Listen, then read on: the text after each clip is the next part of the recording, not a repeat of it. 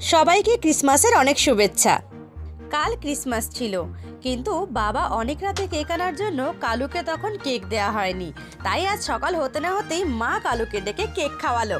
কালু খাবি না না খাও।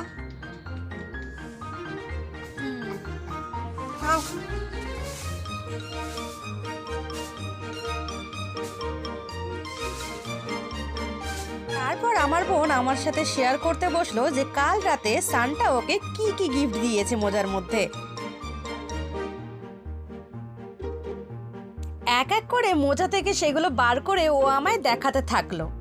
আর তোমরা জানো, 2018 থেকেই প্রতি বছর সান্টা আমার বোনকে এইভাবেই গিফট দিয়ে যায়। কালুর কেকটা ভালো লাগায় মা যখন কেক খাচ্ছিল তখন না কালু মায়ের আশেপাশে ঘুরঘুর করছিল।